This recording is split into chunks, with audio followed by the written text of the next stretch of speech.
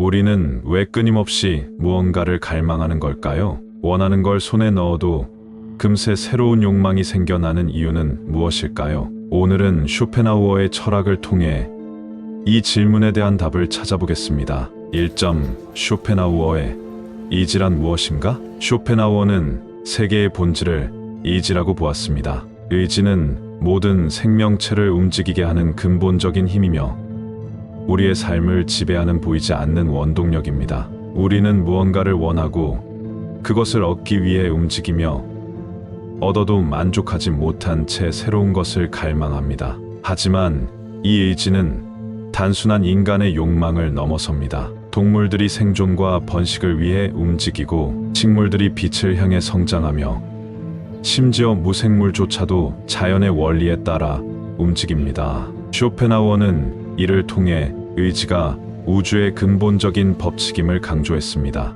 그러나 문제는 이 의지가 한 번도 만족된 적이 없다는 것입니다. 우리가 무엇을 이루더라도 또 다른 욕망이 생겨나는 것이죠. 2점. 의지의 결과, 고통과 불만족. 쇼펜하우어는 인생은 시계추처럼 고통과 지루함 사이를 오간다고 말했습니다. 원하는 것을 얻지 못하면 괴롭고 얻으면 곧 지루해집니다. 예를 들어 오랫동안 원했던 것을 손에 넣었을 때의 기쁨은 잠시뿐입니다. 곧 우리는 새로운 것을 바라게 됩니다. 이렇게 끝없는 욕망 속에서 우리는 진정한 만족을 찾을 수 있을까요? 더 큰 문제는 이 욕망이 비교를 통해 더욱 강해진다는 것입니다. 우리는 자신보다 더 나은 환경에 있는 사람을 보며 상대적인 결핍을 느낍니다. 현대 사회에서도 끊임없이 경쟁하고 소비하며 더 높은 목표를 추구하지만 진정한 행복을 찾는 것은 쉽지 않습니다.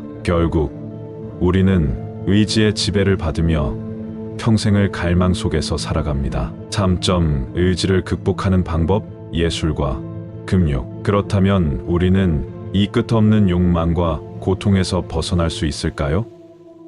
쇼펜하우어는 두 가지 해결책을 제시했습니다. 첫째, 예술입니다. 음악, 문학, 미술과 같은 예술은 순간적으로 우리를 욕망의 굴레에서 해방시킵니다. 특히 음악은 감정을 직접적으로 울리며 현실을 초월하는 경험을 제공합니다. 우리가 음악을 들으며 위로를 받는 이유는 그것이 우리의 내면 깊숙이 자리한 의지를 반영하면서도 동시에 그것을 초월하는 경험을 제공하기 때문입니다. 둘째, 금욕입니다. 쇼펜하우어는 불교와 힌두교의 영향을 받아 욕망을 줄이고 절제하는 삶을 통해 고통에서 벗어날 수 있다고 보았습니다. 물론 욕망을 완전히 없애는 것은 불가능하지만 이를 최소한으로 줄이고 외부적인 것이 아닌 내면의 평온에서 만족을 찾는 것이 중요합니다. 이러한 삶을 실천하는 사람들은 보다 평온하고 자유로운 삶을 살 수 있습니다. 4점. 실생활에서 적용할 수 있는 의지 활용법. 쇼펜하우어의 철학은 단순한 이론이 아니라 우리가 실생활에서 활용할 수 있는 가치를 지니고 있습니다. 그렇다면 우리는 어떻게 의지를 다스리고 활용할 수 있을까요? 첫째, 욕망을 자각하기. 무언가를 원할 때 그것이 정말 필요한 것인지 아니면 단순한 충동인지 한번 생각해 보세요. 쇼펜하우어는 우리가 원하는 것의 대부분이 일시적인 만족을 줄 뿐 영원한 행복을 보장하지 않는다고 보았습니다. 둘째, 소유보다 경험에 집중하기. 물질적인 것들은 끊임없이 더 좋은 것을 원하게 만듭니다. 반면 여행, 예술 감상, 소중한 사람들과의 시간 같은 경험은 오래 남고 깊은 만족감을 줍니다. 셋째, 비교하지 않는 연습하기. 타인과의 비교는 끝없는 불만족을 불러옵니다. 자신의 삶을 있는 그대로 받아들이고 자신의 내면에 집중하는 것이 중요합니다. 넷째, 예술과 명상을 통해 내면의 평온을 찾기. 쇼펜하우어가 강조한 예술 감상과 금욕적 태도는 현대 사회에서도 유효합니다. 음악을 듣거나 명상을 하면서 내면의 평화를 찾는 시간을 가져보세요. 다섯 번째, 끊임없이 새로운 목표를 세우기보다는 현재에 집중하기. 우리는 목표를 이루는 순간 다시 새로운 목표를 세우는 습관이 있습니다. 하지만 때때로 현재의 순간을 즐기는 것도 중요합니다. 지금 이 순간을 소중히 여기고 감사하는 태도가 삶의 질을 높이는 열쇠가 될 수 있습니다. 6번째, 자연과 조화를 이루며 살아가기. 쇼펜하우어는 인간이 자연과 하나가 될 때 진정한 평온을 찾을 수 있다고 보았습니다. 자연 속에서 시간을 보내고 인위적인 욕망에서 벗어나 본연의 삶을 즐겨보세요. 7번째, 단순한 삶을 지향하기. 불필요한 소비와 복잡한 생활 방식을 줄이고 본질적인 것에 집중하는 것이 중요합니다. 단순한 삶 속에서 우리는 더 깊은 만족을 찾을 수 있습니다. 5점, 쇼펜하우어 철학의 긍정적인 의미. 그렇다면 쇼펜하우어의 철학은 단순히 비관적인 것일까요?